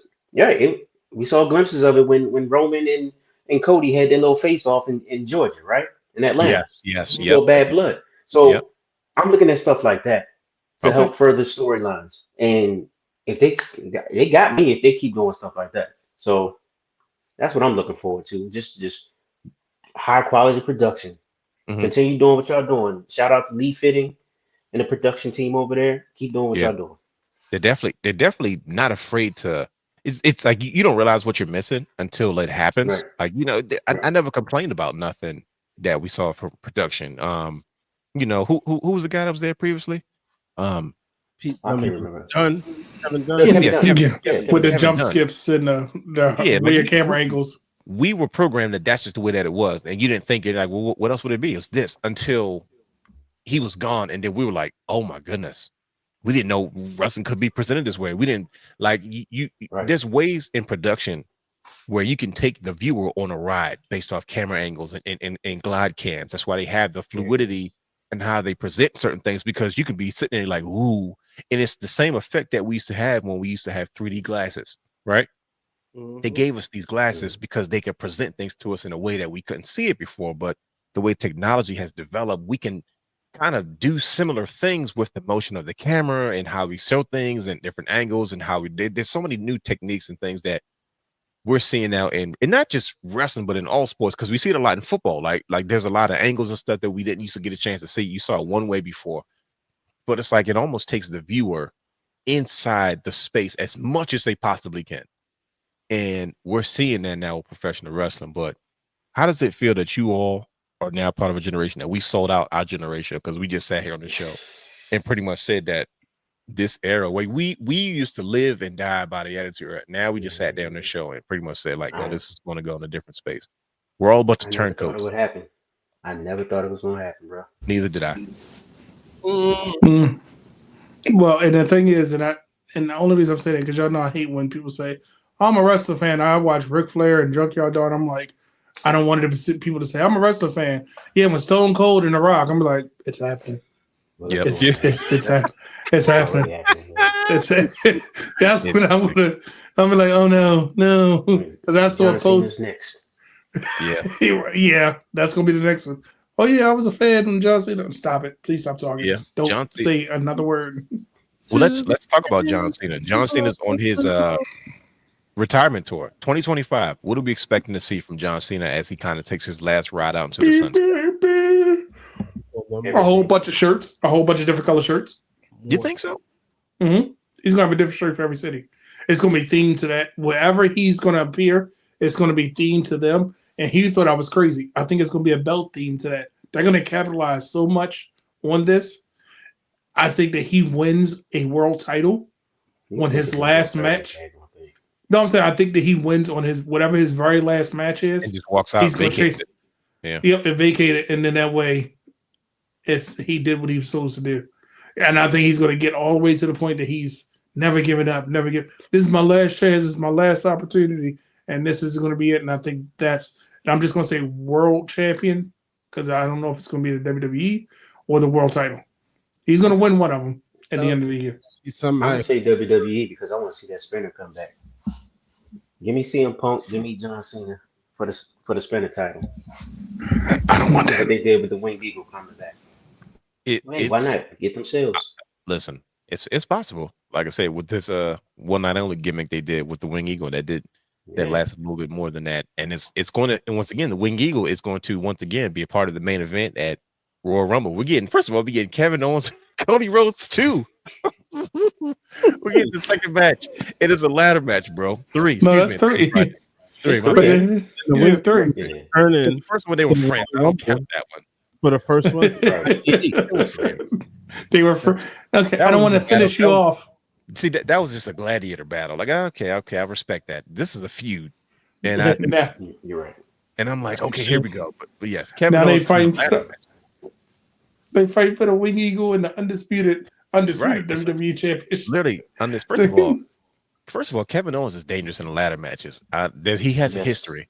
You better check NXT. You better watch Ring of Honor. But like I said, that's a different show for a different day. But John Cena is in his last ride. I'm glad to see him getting back in the gyms, getting pretty jacked, which is great. It's because I never liked skinny John Cena. I know he dropped weight because Hollywood was like, look, bro, you don't need to be that beefed up. You know, everybody's getting skinny again. Look at Batista. But it looks like he's getting himself in like good ring shape. Yeah, to have one last run.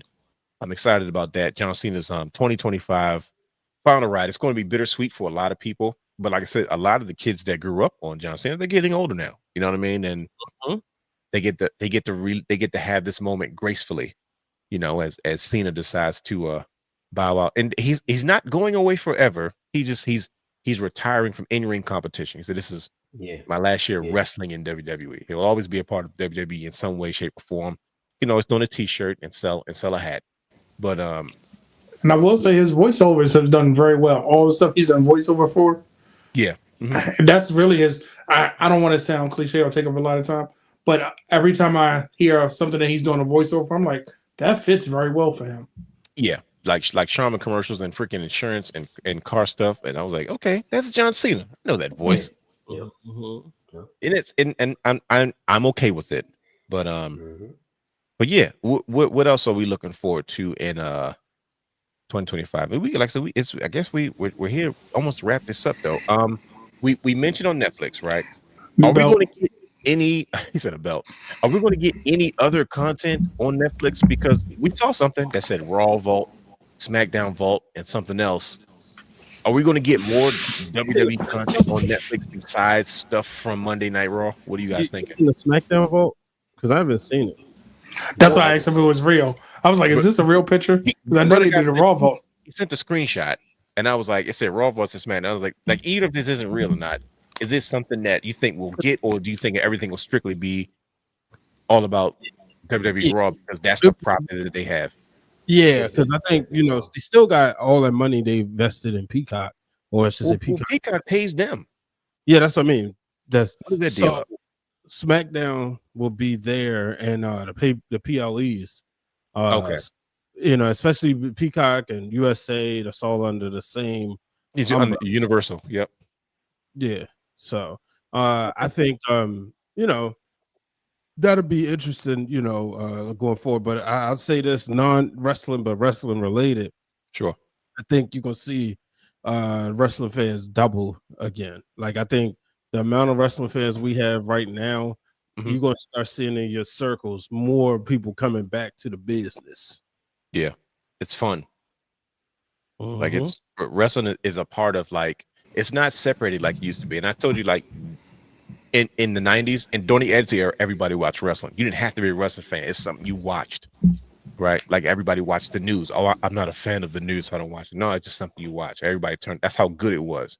And a lot of times when people grew out of it, they just grew out of it. They didn't watch it because of it. They said, oh, I just liked it when it was this and when it was this and was this. They weren't really wrestling fans. They were just, no, everybody was a fan of wrestling. And wrestling is getting back to that space where, like, when you have Fanatic Fest, they don't have like a separate wrestling convention down the street for the wrestling weirdos. No, the wrestling fans took over Fanatics Fest. It was the biggest draw. Huge events.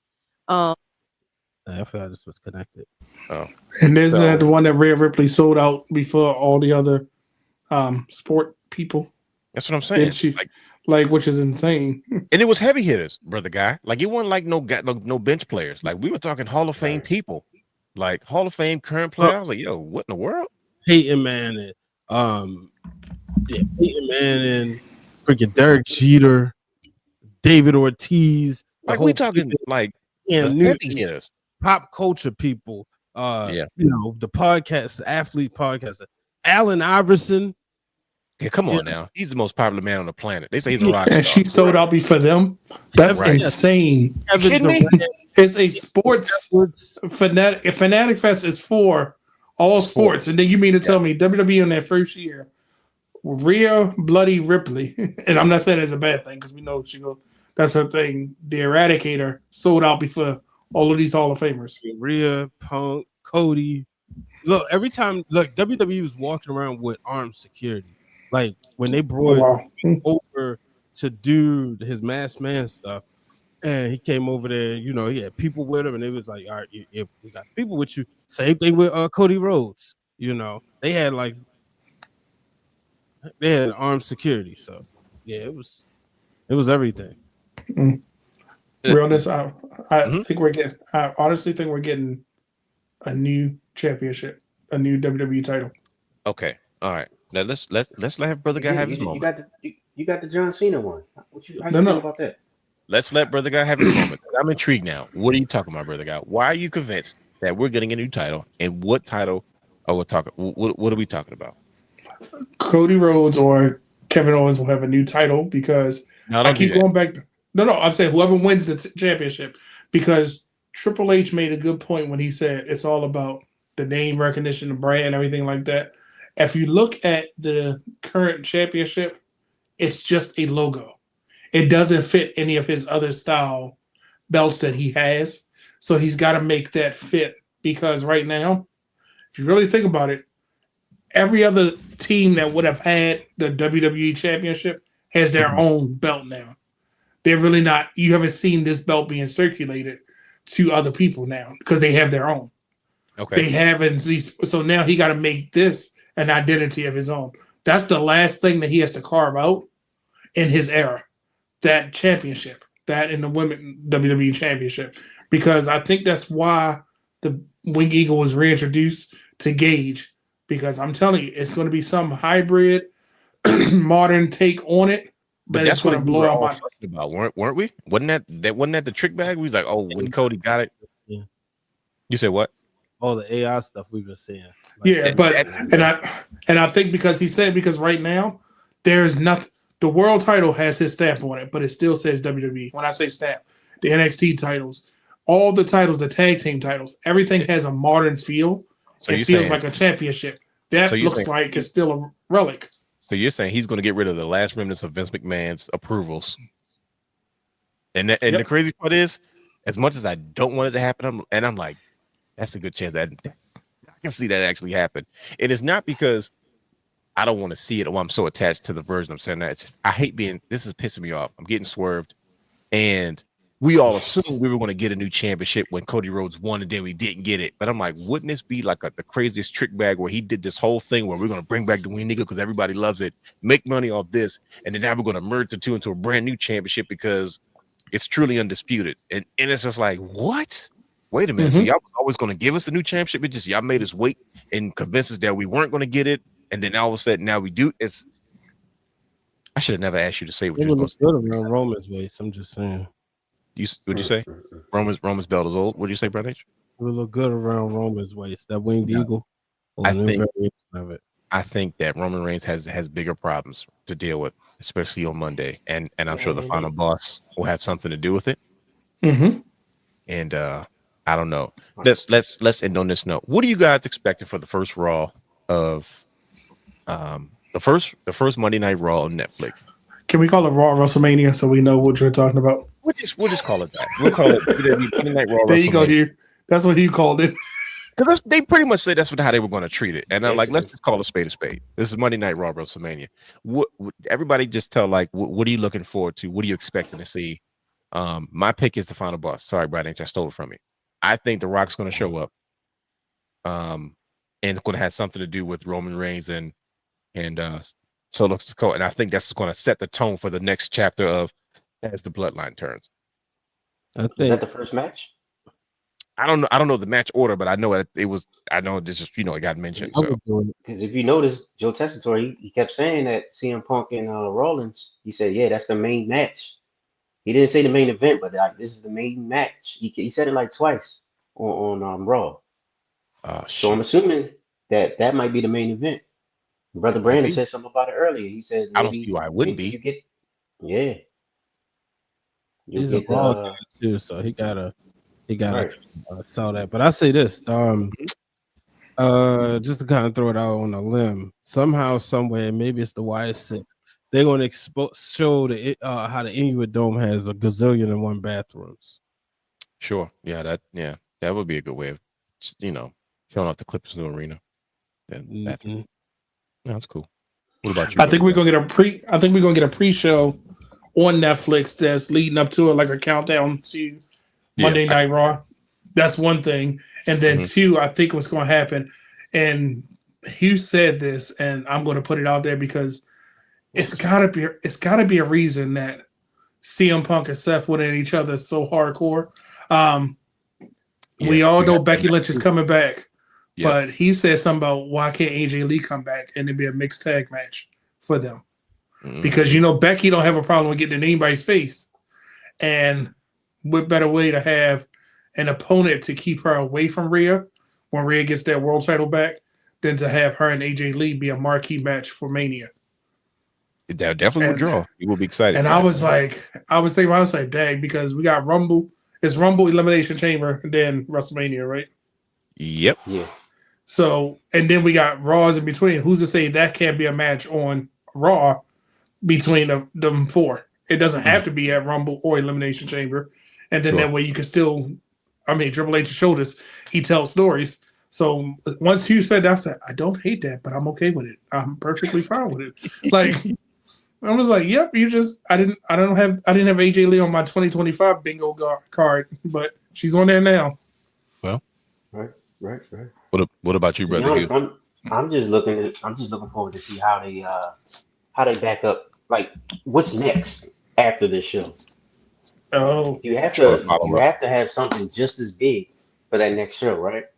So I'm just eager to see how you follow up on this. But then New Year's Evil is Tuesday after Raw, right? Yeah, and then I'm pretty sure you probably have a big SmackDown show, right? Yeah. Hopefully, did they ever announce anything for Friday? They haven't, right? It's all been for Monday, right? I haven't heard anything from SmackDown. Yeah, it's been pretty quiet on the SmackDown forefront, and I'm sure that's for a reason. Obviously, all the attention is going to Raw as this new historical and monumental moment is about to take place on January 6th, 2025 on Netflix. But great way to start the year off, gentlemen. This is what I'm talking about. This is hard hitting to the point. It was thought provoking and it was intelligent to say the least. But for all those, thank you for everyone who stuck with us and listening and watching and all that good stuff. So follow us on all social media platforms at Wrestling Wrealm. Subscribe to our Patreon, our Twitch, and YouTube at The Wrestling Wrealm. Also follow Championship Culture on Instagram at Championship Culture _ and catch Championship Culture once again every Tuesday at 8 p.m. on youtube.com/The Wrestling Wrealm.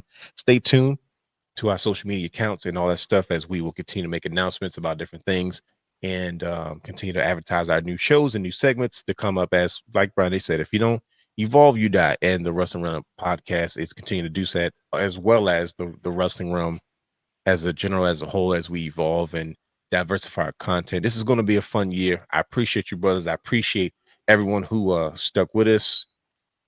This is just the beginning. First show of the year, down, out the way. Let's get it cracking.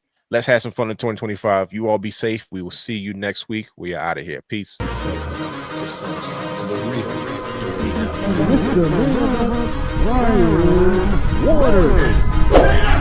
Houston, we have a problem. For all exclusive shows and bonus material, subscribe to our Patreon channel at patreon.com/The Wrestling _Realm.